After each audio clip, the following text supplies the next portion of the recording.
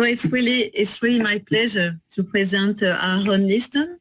So Aaron is a professor in the Department of Botany and Plant Pathology at Oregon State University, and is also the director of the Oregon State Herbarium. Aaron has a long, outstanding knowledge on plant systematics, and he gives very intensive training, including phylogenetics, comparative genomics, and plant systematics. And so today we are going to, with Aaron, to revisit the origin of the octoploid strawberry. So to you, Aaron.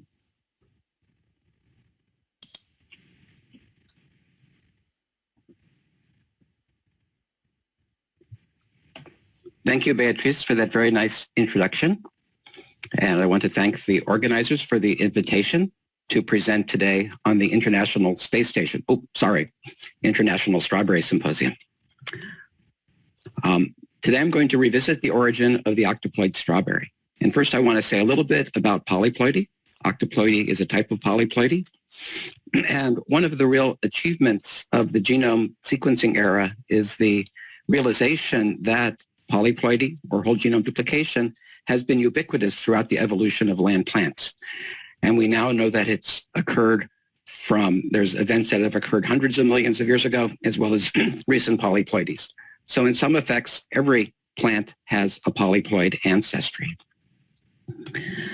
From a evolutionary perspective, there's a lot of interest in polyploids. It's estimated that about a third of flowering plants are recent polyploids. And recent polyploidy is defined as having direct diploid ancestors. We now know that polyploidy impacts all aspects of the biology of plants. And it's of great interest to evolutionary biology because polyploids and their diploid ancestors always have some degree of reproductive isolation. So it can create instant speciation. And we also know that polyploids can be very successful in stressful environments, new environments. And this, of course, is very important for our agricultural plants. So it's not surprising that the majority of agricultural plants are polyploids, both recent and ancient. And of course, the most important horticultural plant, strawberry, is an octoploid with a diploid number, with a 2N of 56 chromosomes, which represents 4 diploid ancestral genomes. So the main question I'm going to be looking at today is what species are the diploid progenitors of the octoploid strawberry? Because again, it basically combines 4 diploid genomes. So each of these had a unique evolutionary history. And this is of relevance to horticulture, to breeding, to adaptation, because each one each of these ancestral species experienced different environments, went through different selective pressures. So if we can understand, knowledge of this ancestry can help guide our breeding, crop improvement efforts, and understanding the potential for adaptation of strawberries to a changing global environment. So to look at the players, there's about 20 species of Fragaria distributed primarily across the Northern Hemisphere. And the photos here show some of the diploids that have been suggested as ancestors of the octoploid strawberry. As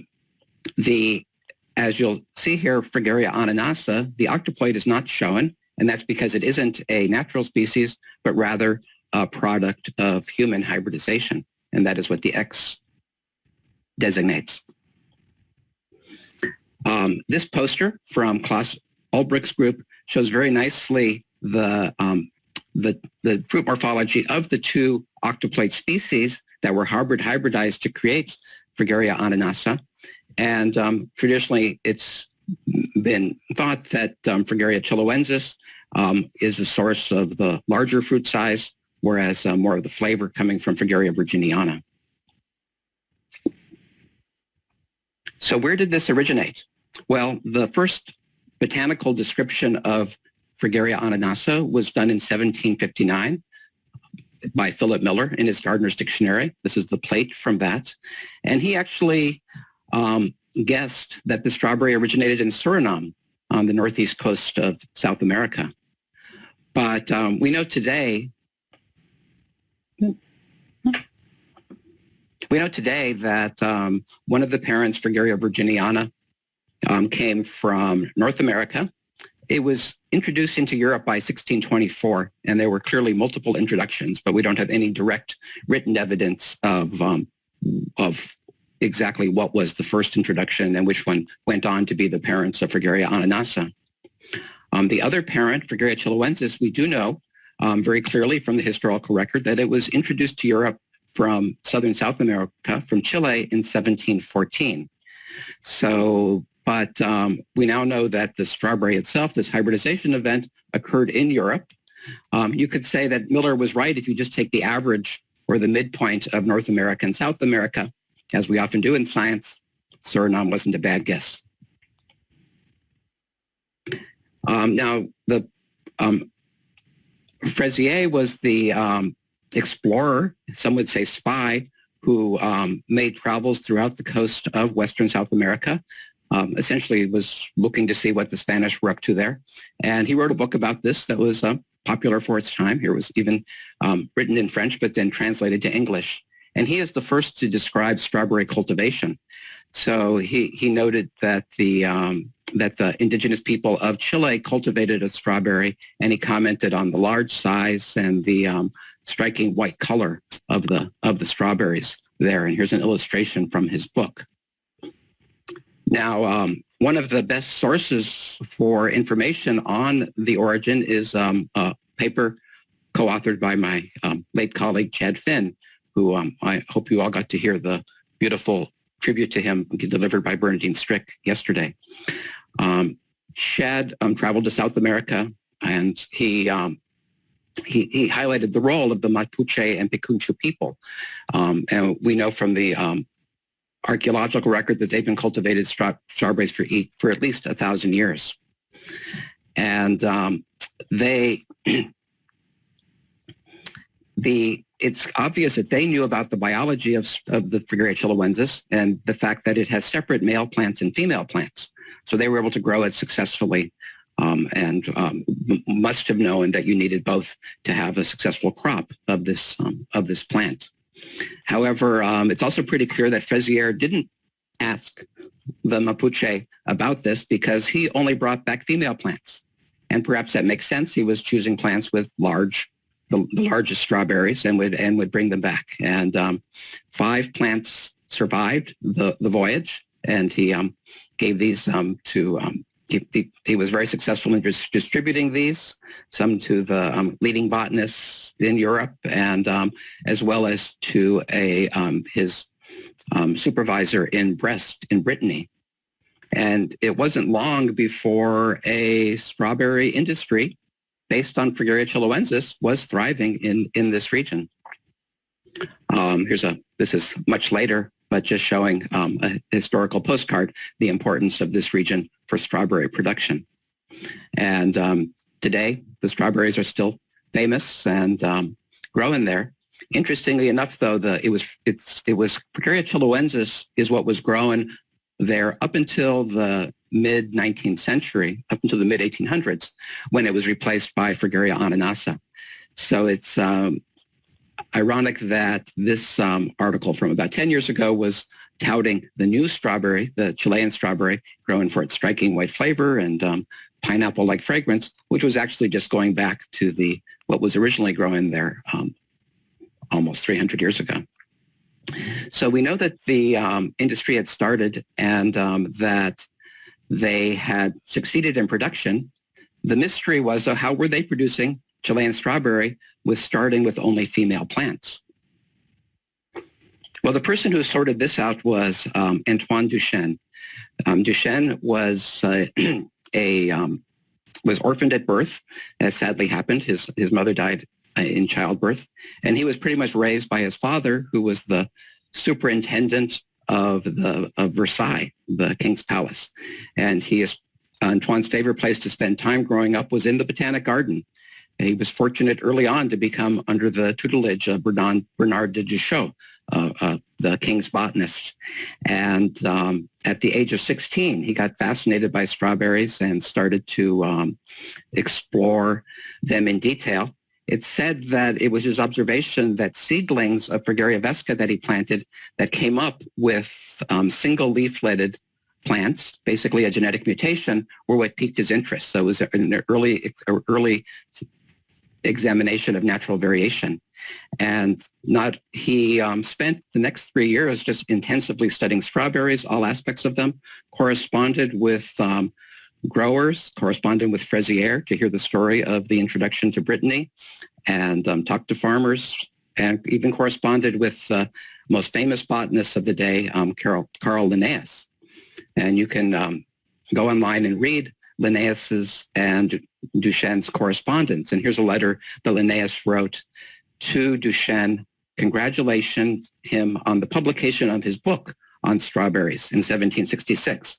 Linnaeus said it was just a model with covering taxonomy, agronomy, and the whole, basically he covered everything about strawberries, from its taxonomy, its history, and how to grow them. So really a pioneering book that interestingly didn't have a big influence because it didn't fit the model of taxonomic work at the time, and it was really only rediscovered in the 20th century, its importance. And here's just the title page from the book. Again, he was 19 when he published this book of over 400 pages.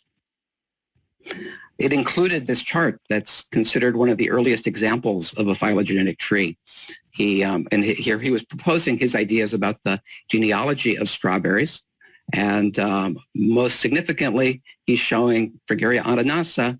He, based on his observations and his own crosses, he hypothesizes that its parents were Fragaria virginiana and Fragaria chiloensis. Now, you might notice that he's actually not calling these species, he's actually calling them races. And one of the most remarkable aspects of his book is these natural history remarks, where he, in my view, essentially describes what we today would call the biological species concept, typically credited to Ernst Mayr and others in the mid-20th century. But Duchenne, who had succeeded in crossing these various species, he proposed that because they could be crossed, we shouldn't call them species, we should call them races. So really a remarkable view, again, perhaps 200 years ahead of his time. But very few people actually read his descriptions, read this part of it, or it didn't get put into the mainstream literature.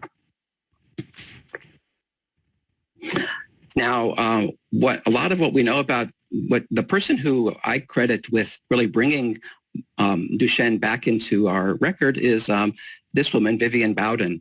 And in 1962, by coincidence, also at the age of 19, she was studying in Paris and came across the drawings, discovered these drawings. And one of the mysteries was that in his book, he talks about these strawberries in great detail, but there's no illustrations. And we surmise that he wasn't able to afford the cost of engraving these and putting them in the publication. We can actually, the reason that Vivienne got involved in strawberries was due to the fact that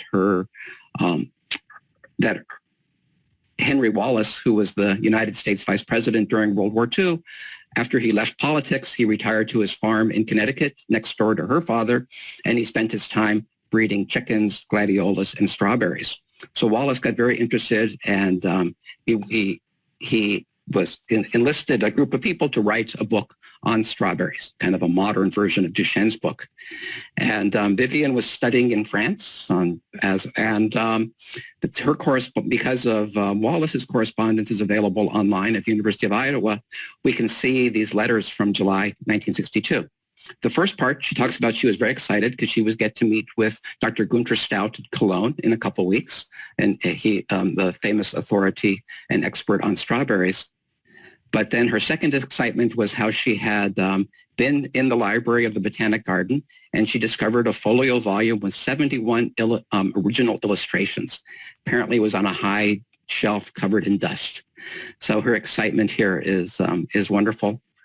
And then in this next letter, just this personal part, she goes on to, this is from 2 weeks later after she visited Stout and had a wonderful 11 and a half hours with him, where he was very generous with his time.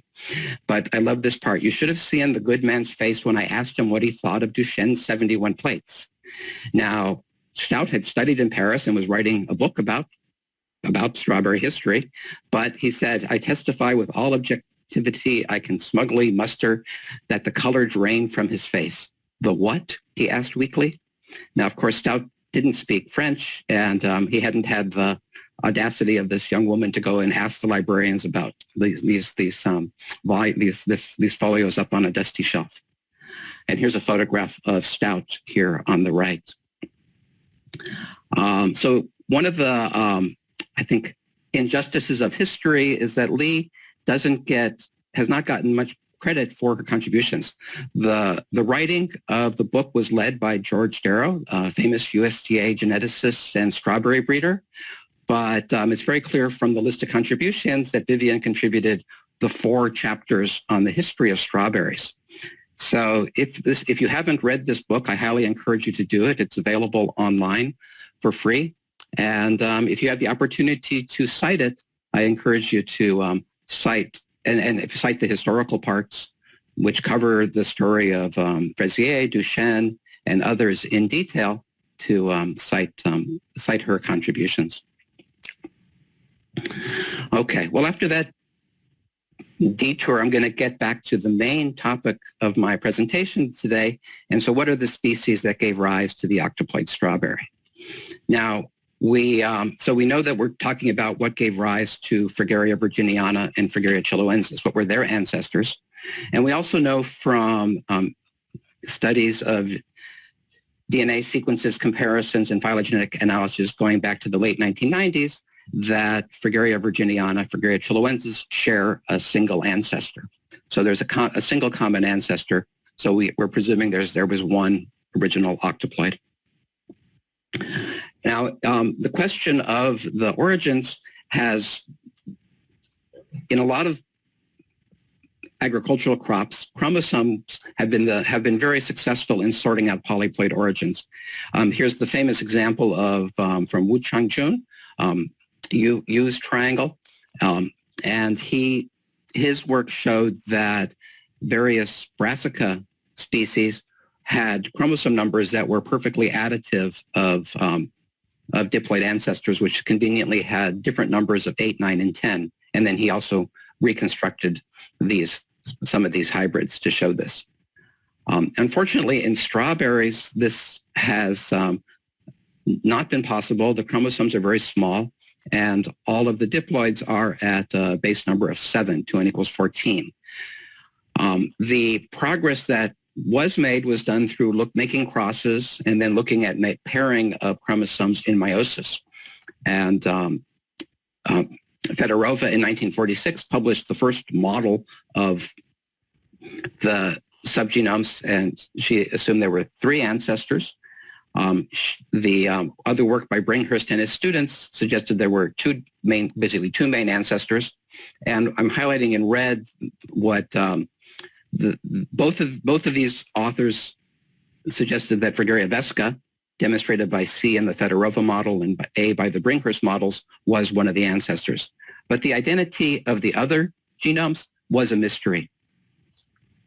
And just going back to Duchenne, of course, he knew nothing of chromosome numbers, but if we map the chromosome numbers onto his scheme, we can see that he actually, everything his suggestions based on morphology and the crosses he made between some of these species show that he was on the right track as far as this ancestry. But again, he also had first predicted a Fragaria vesca ancestry. So really the first big advance in our understanding of was a study done by Rousseau-Gouton et al. In the group of Beatrice Denoise, our moderator. And it was the first, I should mention that Gunther Stout was also a co-author on this work. And it was the first to implicate Fragaria inumae, an East Asian species, as one of the ancestors. So it showed that using these two nuclear genes showed clear evidence that both Fragaria vesca as long predicted, and Fragaria inumae were the ancestors of the octoploid.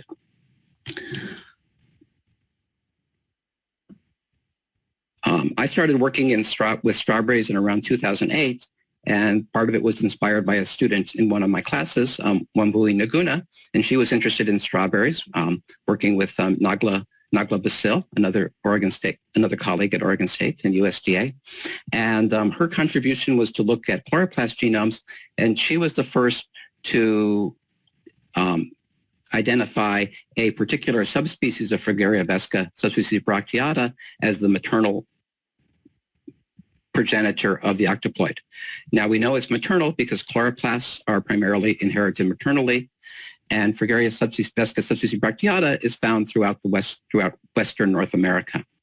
So this is really what we knew going into 2012. We had identified the maternal diploid, vesca, subspecies bracteata, Fragaria inumae as one, but there was still the identity of the other two progenitors was unknown.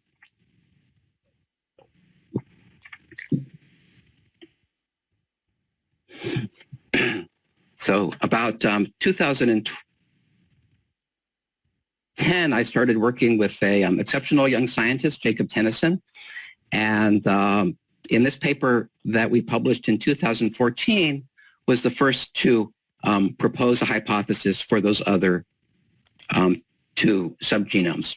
And this complex pipeline, essentially what Jacob did here was combine information from linkage maps, actually included 4 linkage maps, 2 from octoploids and 2 from vesca bracteata.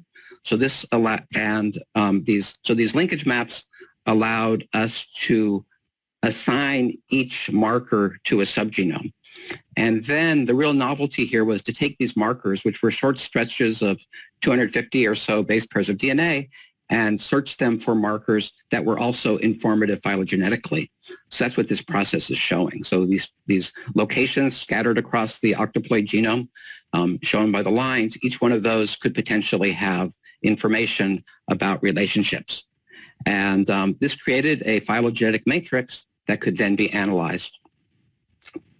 So here's an example from one of the linkage group 6. So this corresponds to the Fragaria vesca chromosome 6. And what you're seeing here is that there are 2 major clades. There's one clade of the showing here the octoploid chromosomes from Fragaria virginiana and chiloensis in both the paternal map and the maternal map. Well, one clade associates them with Fragaria vesca subspecies bracteata, shown here. And then there are 3 clades that are associated with Fragaria inumae. So here's the diploid species Fragaria inumae. There's one group of the quartet of homologous chromosomes associated with Fragaria inumae, and then 2 that are sister to that. So they're not Fragaria inumae, but that's their closest extant diploid ancestor. Now, if you're looking at this, you can see this matrix that we use is very sparse. There's only 900 sites, not very many, and 64% missing data. So the advantage of this approach, though, we could repeat it across all 7 linkage groups. And we did see essentially the same story for each linkage group. So even though some of these matrices were quite small and we have a lot of missing data, this same pattern of 1 vesca subgenome and 3 associated with inumae, 1 very close, 2 more distant, was consistently found throughout this study published in 2014. So summarizing that, what we proposed in that paper, again, supporting the existing hypotheses, and then we suggested there were 2 other diploid ancestors that we called it the inumae clade, and we suggested they were most likely extinct ancestors.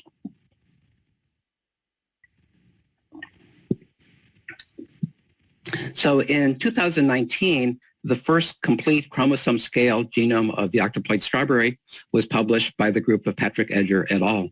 And this is a tremendous accomplishment, really outstanding work that is going to serve as a foundation for all work in genetics and genomics of strawberries, the cultivated strawberry, for some time. The part that I was we'll focus on is their evolutionary hypothesis. And here is where I think there's room for improvement. So I was, again, very eager to see their data because I wanted to see, did it confirm our hypothesis or not? And this is looking at one of their figures showing the percent identity of all their alignments of all their data, all of their genes to the Fragaria vesca diploid genome.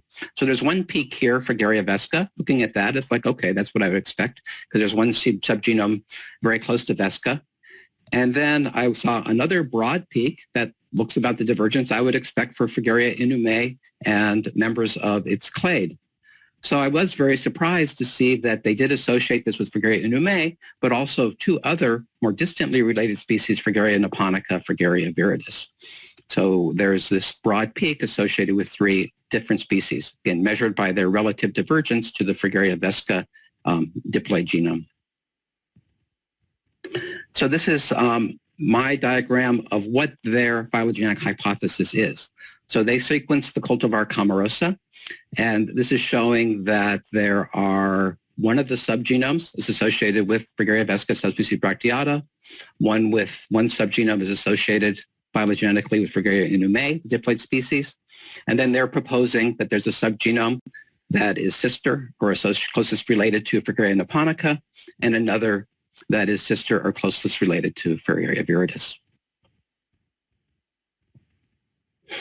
This is what their data was used for this. Very extensive data set. They had, again, of course, the genes from the octoploid genome they have just sequenced, transcriptome data from comprehensive survey of the diploid species, and the results were over 8,400 phylogenetic trees. They used an approach called PhyDS, a program called PhyDS, and these are essentially phylogenetic trees that have an exclusive clade of genes from one diploid species and one subgenome. Now, this table 8 of theirs shows that the important fact here is that really only a very small percentage of genes met the criteria to be included, to be considered PhyDS. And so we can see 5% of the genes in the Camarosa vesca subgenome were used to support this relationship. 3.6% supported Camarosa inume, plus to that subgenome to the Fragaria inume diploid, and then a smaller percentage were associated with Fragaria viridis and Fragaria niponica. So essentially, they used very strict filtering, and they used very strict filtering to come up with this subset, and I'll return to this point in a bit.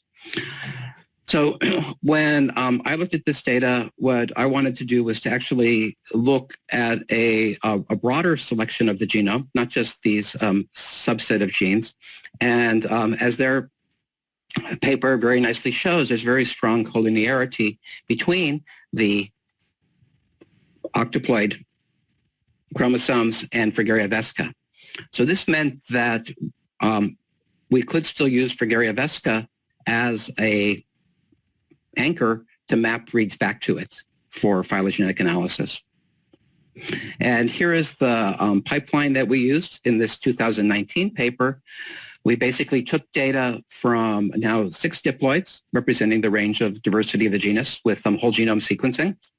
And for the outgroup species, Potentilla micrantha and Fragaria ananassa, we subdivided the data and basically shredded it, creating artificial 100 base pair reads. So, and then these were all mapped back to the diploid vesca genome using the Edger PacBio generated chromosome length one from 2017. We used a format called MVF, which is very well designed for this type of analysis. It automates the phylogenetics across windows, which are essentially 100,000 base pair segments of the genome. So this ended up with over 2,000 of these segments. And then in our script, plotted the phylogenetic position of each subgenome relative to its closest diploid species. So here's the result, again, from one chromosome. And I just walk you through this. So first we see that using this approach, we get the Camarosa vesca subgenome associated with Fragaria vesca subspecies bracteata as expected. And the second subgenome is associated with Fragaria inume. However, when we look at the subgenome that was associated with Comarosa niponica, with Fragaria niponica, it's not sister to Fragaria niponica. And likewise, the viridis subgenome is not sister to Fragaria viridis. So this is the summary of all of the windows on chromosome 1.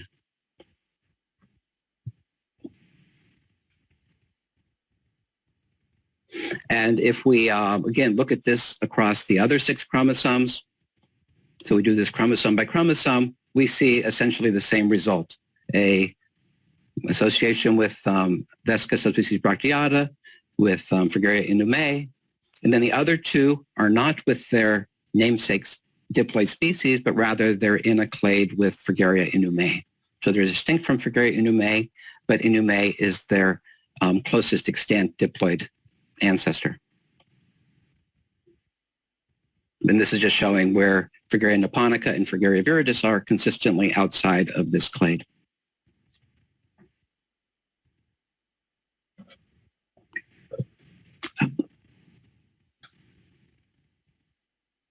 This is showing, just graphing it across the entire genome. And so for each,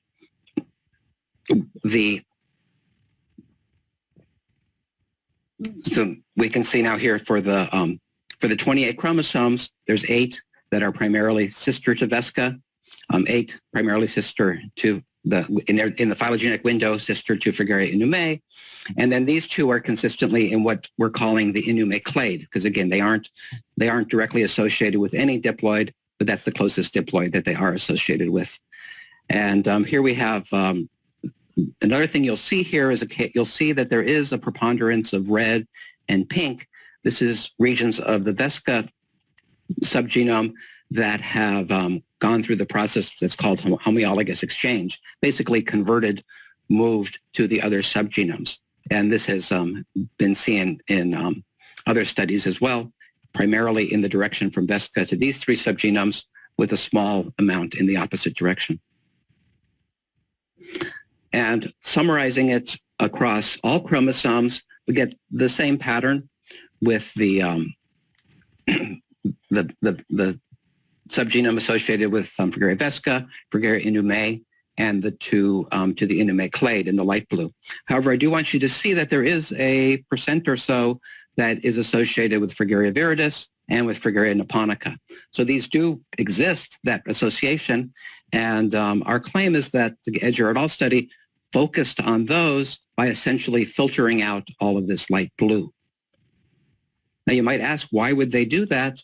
Well, it was just the way the program was set up in this strict filtering, and it did require that each subgenome had a single diploid ancestor. So if multiple subgenomes associated with one diploid, they assumed that this would be due to recent gene duplication, a very common phenomenon in plants that you do want to avoid. So they left that out. But by making this strict criterion, it essentially forced each of the octoploids to have a different diploid ancestor. That was the only thing that could happen. And the fact that 3 of the octoploids have a single extant diploid ancestor just was not accommodated by their model. So we think that is what led to their different result than ours. So we published this as to Nature Genetics, where their paper was published, and this gave the Edger et al. An opportunity to reply, and they did do a reanalysis in that study. They also sequenced the Fragaria inumae genome, published it here as an addition. But, and again, as their results show, the overall pattern of their genes supporting this subgenome diploid relationship did not change when multiple subgenomes were allowed to be sister to one diploid.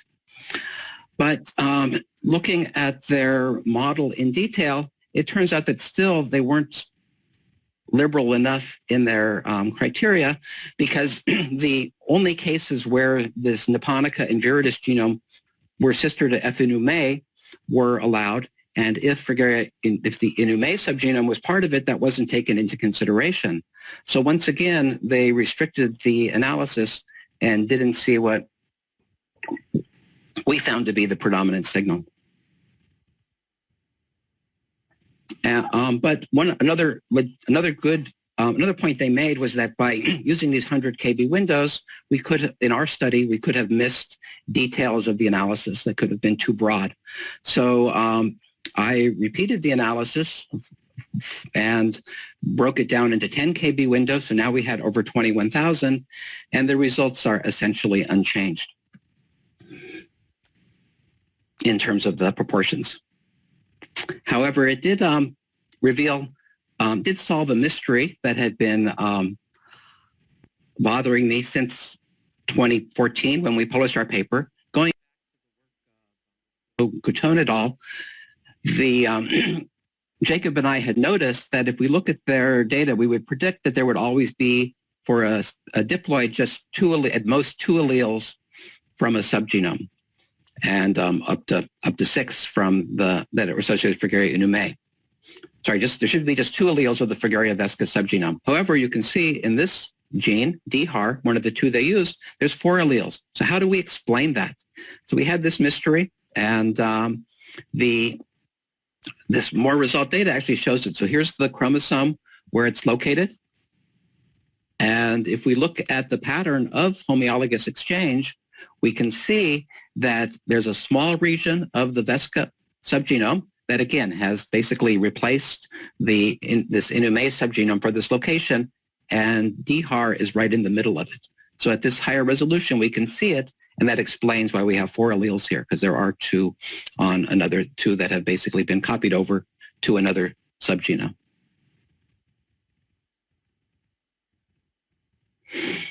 Now, since our publications in late 2019, there's been initial work on this, and 2 important papers have come to address these 2 hypotheses. One was published last fall, and the work of Feng et al. Looked at, added 4 diploid strawberry genomes, Fragaria nilgirensis, Fragaria viridis, and Fragaria nubic. Sorry, they added 3, Fragaria nilgirensis, Fragaria nubiculus, Fragaria viridis, to the published Fragaria vesca and Fragaria inumae. And they didn't directly include Fragaria niponica, but Fragaria niponica, Fragaria nubicula are part of the same clade. They then took the 73 octoploid genomes that had been published by the work of Stephen Knapp and colleagues at UC Davis and as part of their studies and available in GenBank. They took these and mapped them back to the 5 diploid subgenomes. And what they found is that over a third of the reads mapped to either Fragaria vesca, Fragaria inumae, suggesting, again, just supporting a strong role for those, but only about 10% mapped to the other 3 species. And interestingly enough, there's very little difference between Fragaria viridis, Fragaria nubicula, or another more distantly related species that hasn't been implicated as an ancestor of the diploids, Fragaria nilgirensis. So they used this to hypothesize that there is no contribution of species outside of Fragaria vesca or the inumae clade to the ancestry. And here's looking at it just in terms of overall depth, read mapping, another view of it.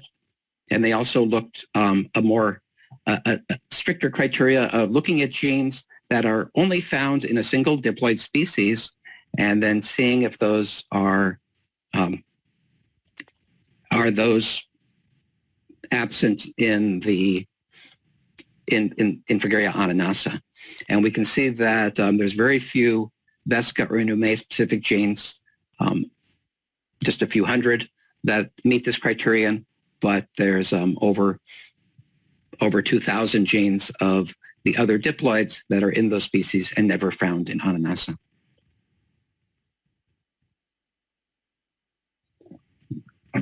And a paper that's out as a preprint from this fall took another tack to look at this. In my mind, it is the strongest evidence yet in trying to resolve this question of the subgenomes. So the approach that Session and Roksar used is that they looked at the parts of the genome that are highly repetitive. They basically broke the genome into 13 base pair pieces, and they found over 400,000 of these 13 base pair sequences that are found over 100 times in the octoploid genome. So it's the most repetitive part of the genome. And then they asked, okay, which of these are enriched on one chromosome relative to the others of what they called a quartet, basically the 4 homologous chromosomes. And they found just over 800 that are twice as common on one chromosome rather than another. Now, this on the right shows how they presented the data, and these dendrograms are showing the relationships of the chromosomes based on their shared content of these 830 13 base pair sequences, and then also the relationship of these 13 base pair sequences based on their distribution across the chromosomes. So this gives a heat map, and let me walk you through this. They first found a number they found that are associated with Fragaria vesca. I should note that this is only showing 25 of each type. The numbers are actually higher. So there's actually 175 of this category. For clarity, they're only showing 25 of each.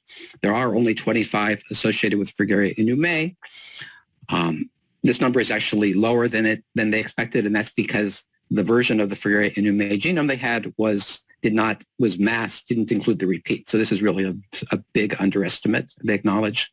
Then they found almost 500 that are shared by what I was calling the inumae clade genomes, and they have named them the alpha and beta for those two other subgenomes. And then they most significantly found 39 of these repeated sequences that are only found on the alpha subgenome, another 102 that are found on alpha and beta. So putting this all together, they they were able to assign going back this overview of the whole study, we can see comparing the chromosome or subgenome designations of the papers I've talked about, basically complete agreement for the vesca and inumae subgenomes. And then you can see disagreements for what they're calling the alpha and beta. But the fact that this is the first paper that actually has a molecular marker that they're able to use to show associates these, so going beyond the phylogenetic approach used by Tennyson and the phylogenetic approach used by Edger et al. And you can go back and look at this nice paper by Hardigan et al., which shows this data going back to all of the linkage mapping that's been done in the octoploid strawberry. And you can see that none of them came up with this alpha-beta arrangement, but I think it's the first one that is really strongly supported by an independent source of data. And one thing they also noted is that when looking at our phylogenetic results from the comparison I showed you from 2019, that the alpha subgenome is always the one that is most divergent from Fragaria inumae. So it's always a slightly either a longer branch when they're sister. There's also cases like on chromosome 7 where this subgenome is outside of sister to the entire clade.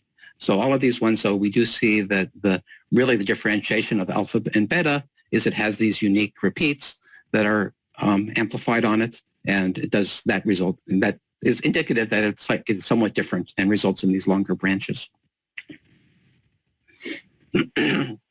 So pulling their data together, this is the phylogenetic hypothesis they present, and another intriguing aspect of their results is that because of the large number of shared repeats across the 3 subgenomes, they hypothesize a hexaploid ancestor.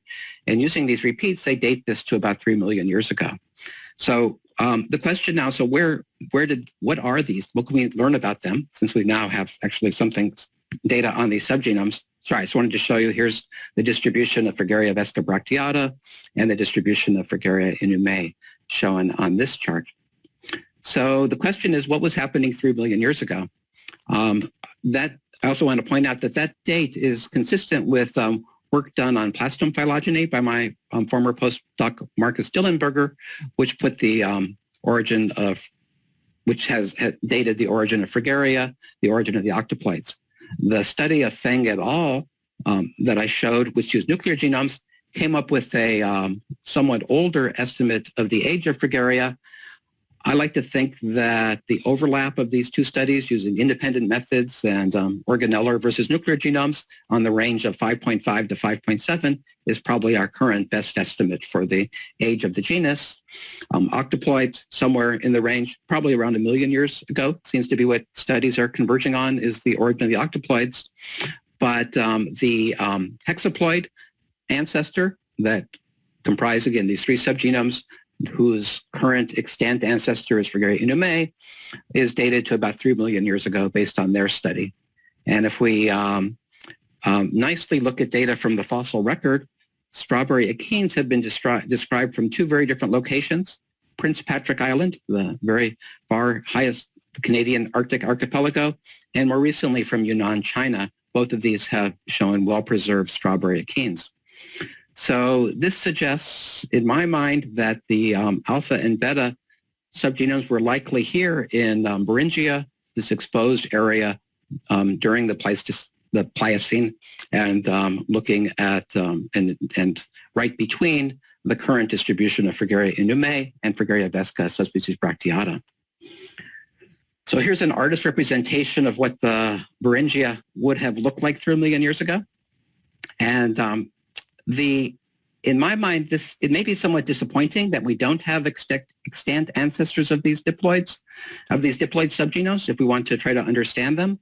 But perhaps this, the fact that if we assume that these alpha and beta subgenomes were living in this environment, it's very different than anything we have today. It's perhaps different than what will be in the future, but it perhaps gives us optimism that if these diploid ancestors survived in a world very different than our current one, they also do have the evolutionary potential to be adapted to future global change. So I want to end with some acknowledgements.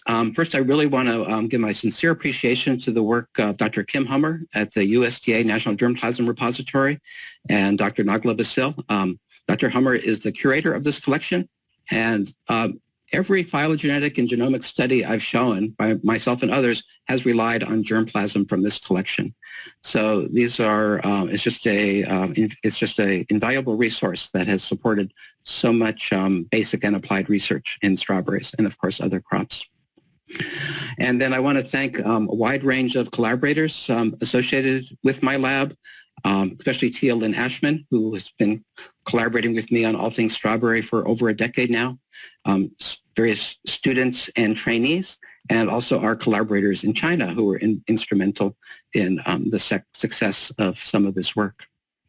And then I want to conclude with something I've been reflecting on since putting this talk.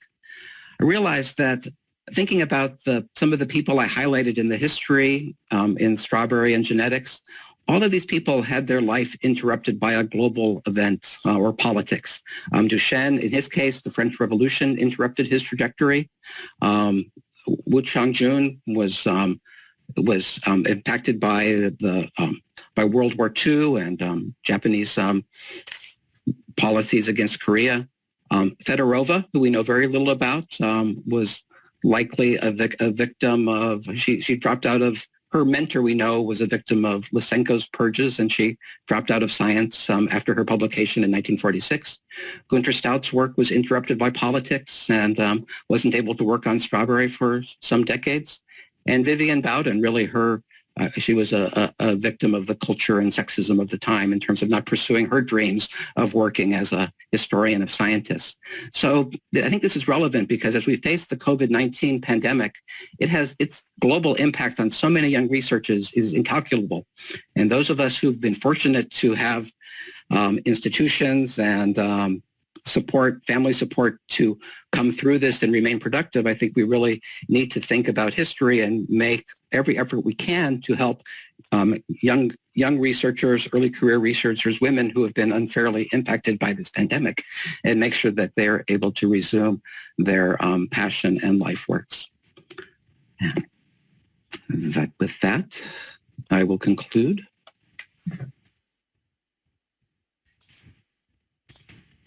Okay, Aaron, thank you really for this very nice story, and it was really outstanding story. So Thank I you, like Beatrice. it. And thank you for. I know that you told me once that we make a miss with two subgenome of Vesca because there was an integration in this region. And so I have a question. Why do you think there is so many integration of Vesca in the other subgenome? Is it current? Does it occur very often in polyploidy species? Yeah, this phenomenon is very common in polyploids. It's been very well documented in the Brassica group, and that's probably where it's best known. But what's interesting is that in the Brassica group, it seems to be ongoing and a very dynamic process. What we know in strawberries so far, and that it seems to have happened at their origin, and so far I'm not aware of evidence that it's an ongoing process. Now, sometimes... Does it mean, for example, that if you see pangenomics in Brassica, you can see some species of rhapsid that can be different in their genome, their structural genome, but if you compare Fragaria ananassa, it will be similar? Yes, exactly. There's much more diversity in the tetraploid Brassica genomes in terms of the locations of these exchanges, whereas in ananassa, as far as we know, it's not changing. So, but yeah, there's a lot that could be done. Approaches could be done like that, the transposer element mapping, dating to try to figure out more precisely when this happened and did it happen at one time or in multiple events. And as I didn't mention it, but Fragaria vesca is considered the dominant subgenome. And this makes a lot of sense. I mean, it's the fact it's been historically associated because it is very more similar morphologically. So, and we know that in its levels of gene expression are higher. So the question is this somehow related to genome dominance? And that's an open question that's being actively studied. Yeah. And also, I don't see, okay, so you have, thanks for your presentation in the chat, but I don't see some questions. So, and so I wonder that there was a hypothesis of Bering of Fragaria that move along the Bering Isthmus. I don't know how to say in English. And does it make sense always? It's Oh, I think so. I think it makes sense. Again, though, I think that it's the fact that we have the combination of some strawberry achenes from this region, the fact that it's intermediate geographically, that the timing is appropriate. All of these really point to this Beringia. And I didn't put this in the talk, but I have always wondered that, again, as I know that there are ongoing research of looking for ancient DNA in soil samples that are becoming exposed as permafrost is disappearing. And so far there's been, success in getting samples that 3 million years old would be very difficult, but perhaps someday we now have DNA from Neanderthal, from the dirt in caves. So maybe someday we will be able to have direct proof that these extinct diploid ancestors or this extinct hexaploid were present in Beringia. It's a possibility that we will find that out.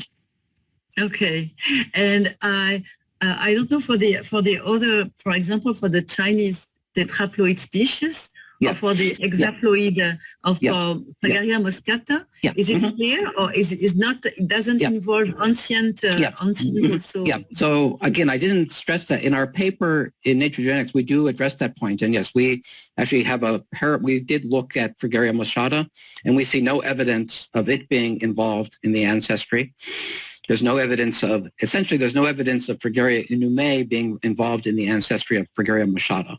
So that leaves it out. And again, going back to your study from 2009, work that my group has done over the decade, Fragaria moscata is always associated with vesca and possibly Fragaria viridis, but not inumae.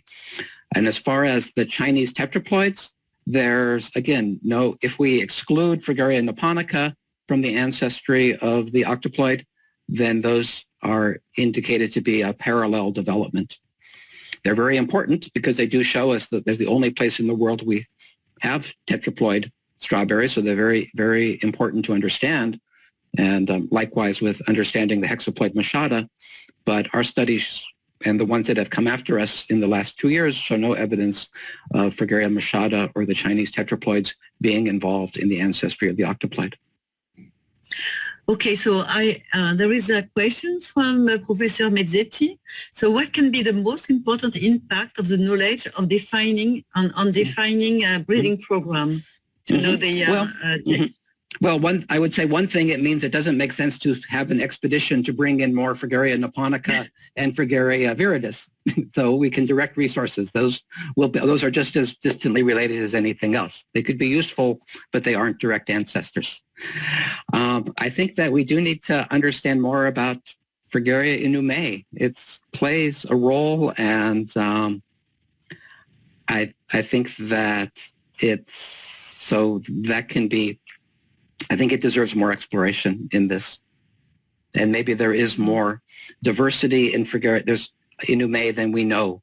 That's one possibility. Fragaria inumae does occur on the Sakhalin Peninsula, and as far as I know, that's not in germplasm collection, so that may be useful. Can we imagine, for example, that inumae brings some abiotic adaptation? I don't know, Yeah, well, again, so it does. So specific. Mm-hmm. Yeah, no, it does have some, and I think it's. I know that people are often challenged to grow Fragaria inumae. It doesn't do so well in cultivation. So understanding what are the ideal conditions for this may give us some new insights. Yeah. And so it's given me another question. So we know that inumae is more local in north of Japan, Hokkaido, and that Vesca, it really spread all around north hemisphere. So do you know if there is for other species, for other plant species, it's because there is some adaptation of the genome, or it's Yeah, no, that's a good question, because in many groups, it is a polyploid that has spread around the world, and the diploid is more local. But whereas the octoploid strawberries their natural distribution of Fragaria virginiana and Fragaria chiloensis is quite widespread, they're not as widespread as Fragaria vesca. So it's it's mysterious why Fragaria vesca is so successful at the diploid level. But maybe it's telling us that polyploidy can explain. You have to take into account polyploid in any type of breeding for Ananassa, but it's not everything. Clearly, Vesca on its own as a diploid can also be a very successful, very adaptable plant. So I guess it's just reminding us to look beyond, to be aware of polyploid, but not use it to explain everything.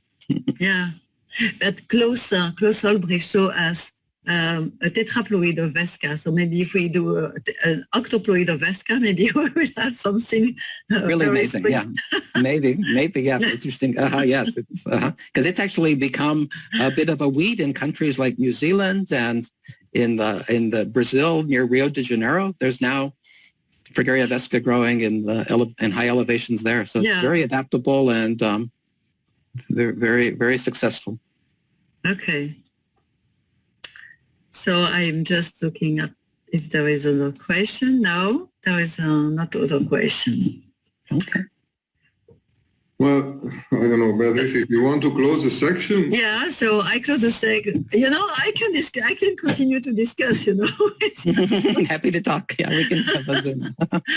Happy to answer more.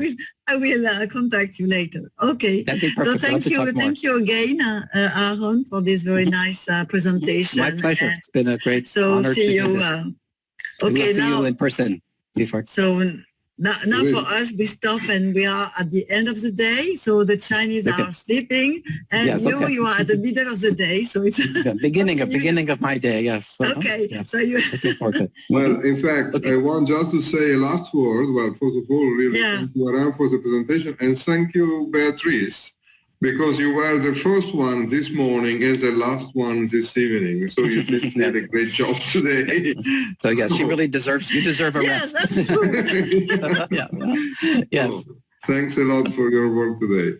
Have a nice day and night, and let's continue. Okay, good night. Okay, see you all Yes, tomorrow. bye-bye. Bye-bye. Bye. Thank